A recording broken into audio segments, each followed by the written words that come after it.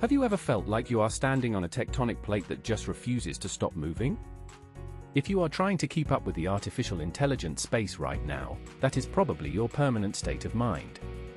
The pace of development has shifted from a steady, predictable march to a frantic, almost overwhelming sprint.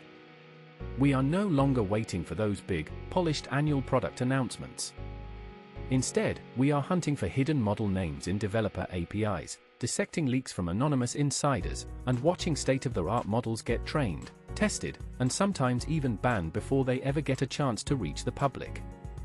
This week is shaping up to be one of the most chaotic we have seen in a long time. We are looking at an imminent showdown between OpenAI's rumored GPT-5.6 Pro and Anthropic's Claude Sonnet 5. This clash is poised to completely redefine what we expect from developer-focused AI tools.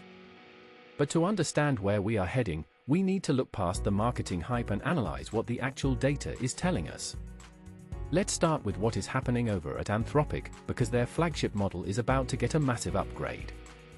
If you talk to software engineers, technical writers, or product managers who build AI agents, they will tell you that Claude Sonnet is their absolute workhorse.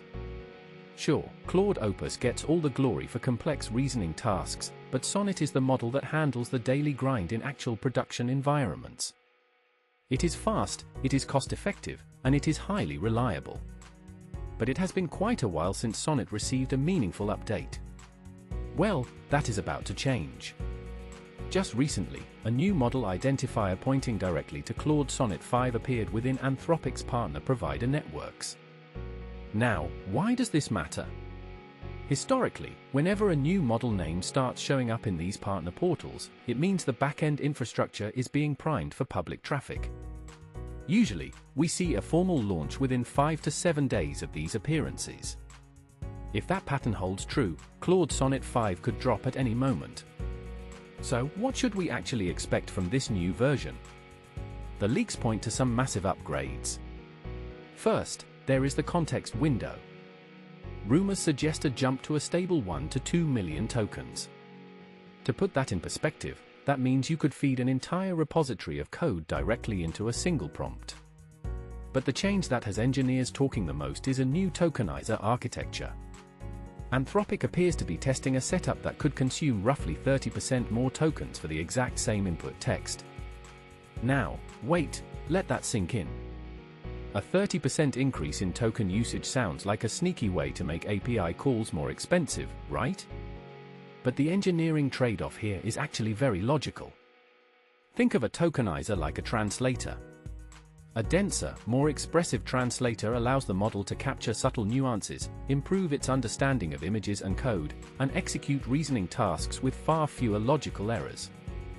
It is a trade-off that most enterprise developers will happily accept if it means fewer hallucinations.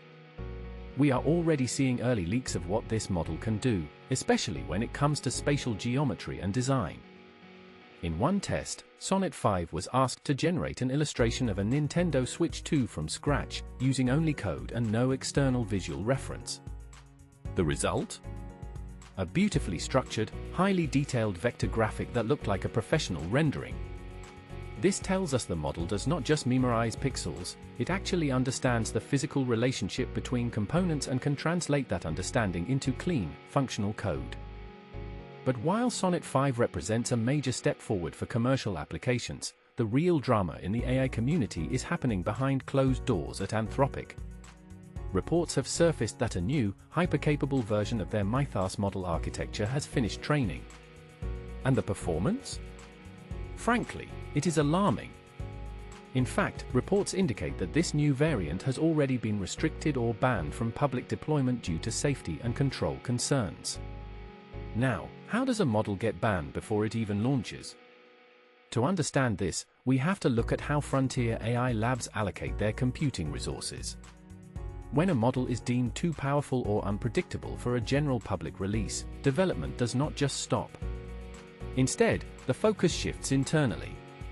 When a model is held back, it frees up massive amounts of computer infrastructure. Instead of dedicating thousands of GPUs to serving millions of low-latency queries for the public, those resources are redirected back into the training loop. This allows researchers to run more evaluations, test new guardrails, and accelerate the next generation of models. According to highly reputable sources close to Anthropic, this restricted Mythos variant is a massive departure from the models we use today. It is designed specifically for long-horizon reasoning and agentic planning. In practice, this means you could give the model a high-level goal, and it will break it down into a dozen subtasks, write the code, run tests, debug its own errors, and execute the entire project over several hours, without any human intervention. The big question now is whether Anthropic will keep this system locked away for internal research, deploy it through highly restricted interfaces, or use the lessons learned to build safer public models down the line. Of course, OpenAI is not just sitting idly by while Anthropic dominates the conversation. The industry is buzzing with anticipation for a major OpenAI release, widely expected to drop this Thursday. This release is set to center around the new GPT-5.6 Pro, alongside a brand new voice model codenamed BD. Early testers of GPT-5.6 Pro note that the model is far less lazy than GPT-4. It shows a genuine grasp of design aesthetics, user interface layouts, and asset integration. But the feature that will likely turn the most heads is that new BD voice model. Think about how we interact with voice assistants today. It is a slow, turn-based system. You speak, you wait, the model processes, and then it speaks back. The BD model, however, operates in true real-time. It features an August 2025 knowledge cutoff and is designed to mimic the natural rhythm of human conversation. During demonstrations, this voice model showcases an incredible ability to handle interruptions. If you tell the model a story and ask it to count the number of food items you mention, it will listen and count them in real time. If you interrupt it mid-sentence to correct a mistake, it instantly stops speaking, adjusts its logic, and continues without that awkward, robotic pause. It feels fluid, conversational, and genuinely human. But the real test of GPT-5.6 Pro's intelligence is its ability to generate complex, interactive environments. In a recent leaked test, the model was asked to build a fully playable, first-person 3D interior house game. The model spent about 40 minutes generating the code, resulting in a single 700 kilobyte HTML file. And this was not just a basic template. It was a fully realized 3D environment built using Three.js, featuring multiple rooms, a coherent floor plan, smooth camera movement, and functional collision detection. The fact that an AI can generate a playable 3D game engine inside a single text file points to a future where software development is democratized down to simple verbal prompts. While OpenAI and Anthropic fight for the crown of massive, monolithic models, a new player has emerged from Tokyo. Sakana AI, a lab founded by prominent former Google researchers, has unveiled its new Fugu and Ultra systems. And they are taking a fundamentally different approach to the AI race. Instead of trying to train a massive, multi-billion-dollar model from scratch, Sakana is focusing on orchestration and evolutionary model mixing. The Fugu system is not a standard natural language model. Think of it as an intelligent traffic controller. When you give Fugu a task, it does not try to solve it alone. Instead, it analyzes the request and routes different parts of the problem to specialized, smaller models. It then combines their outputs into a single, cohesive response. Sakana claims that this approach allows Fugu Ultra to perform on par with giants like Claude. But as experienced developers know, benchmark performance does not always translate into real-world utility. To put these claims to the test, developers ran a head-to-head coding challenge, generating a 3D, Crossy Road clone using Three.js. They pitted the reigning champion, Claude Opus, against the new Sakana Fugu Ultra. The results of this test were highly revealing. Claude Opus delivered a beautiful, highly polished game with functional controls, sound effects, and clean design.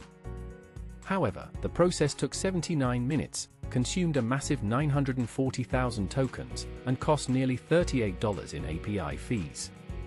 It also required the user to manually intervene twice to fix compiler errors. On the other hand, Sakana Fugu Ultra generated a playable game in just 22 minutes, consuming only 90,000 tokens and costing a mere $7.32. It also featured excellent automatic difficulty scaling. But here is the catch: the game had significant bugs, including inverted controls, an erratic camera angle, and no sound effects at all. This comparison perfectly illustrates the current divide in AI development.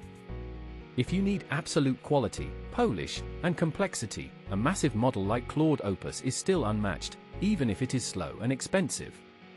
But if you need speed, cost efficiency, and rapid prototyping, an orchestrated system like Fugu Ultra is incredibly compelling. It shows that the future of AI might not be a single giant brain, but rather a swarm of smaller, highly efficient specialists working together. We are entering a phase where the choice of AI model is no longer about finding the absolute best system, but finding the right tool for the specific job. If you had to choose right now for your own workflow, would you prefer the slow, expensive, but highly polished output of a model like Claude Opus, or the lightning-fast, budget-friendly, but slightly buggy results of an orchestrated system like Fugu Ultra? I am really curious to hear how you balance speed versus quality in your own projects, so let me know in the comments below.